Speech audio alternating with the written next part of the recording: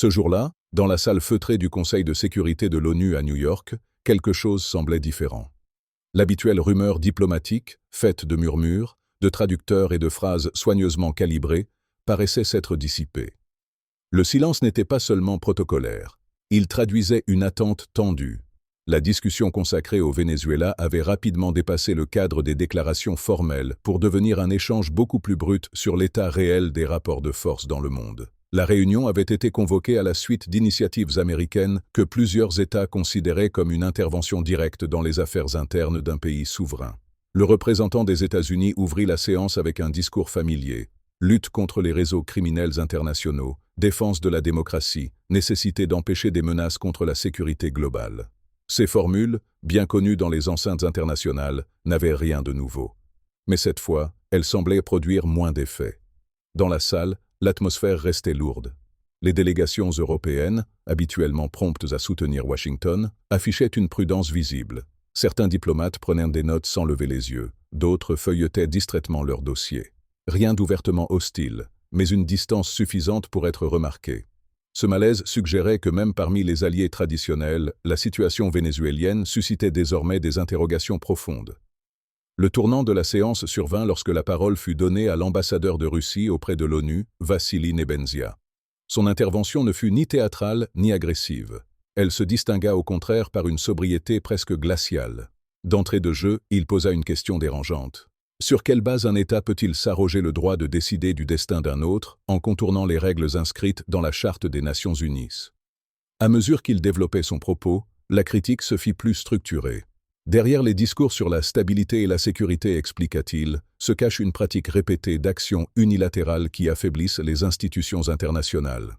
Le Conseil de sécurité, rappela-t-il, n'a pas été créé pour servir de chambre d'enregistrement à des décisions déjà prises ailleurs, mais pour prévenir les crises par le dialogue et le compromis.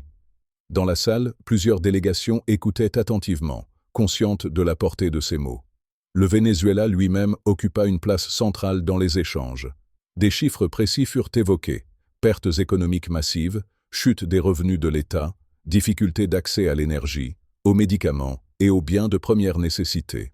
Pour de nombreux intervenants, ces données illustraient une réalité souvent éclipsée par les discours politiques. Les sanctions et la pression extérieure ont des conséquences humaines directes qui dépassent largement les cercles dirigeants.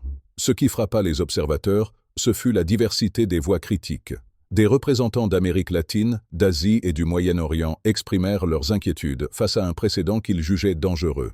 Si les règles internationales peuvent être interprétées de manière aussi flexible, avertirent-ils, alors aucun pays n'est véritablement à l'abri.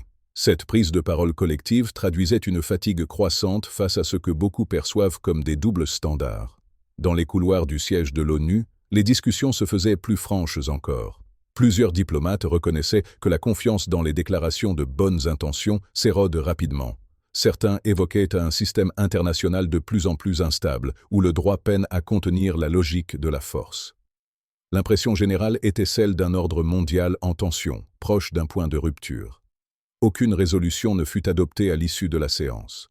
Officiellement, la réunion se conclut sans décision majeure. Mais en réalité, l'essentiel s'était joué ailleurs, dans les regards, les silences et les lignes de fracture apparues au grand jour. Ce débat sur le Venezuela dépassait largement le cas d'un seul pays. Il révélait un affrontement plus large sur la manière dont le pouvoir s'exerce aujourd'hui sur la scène internationale.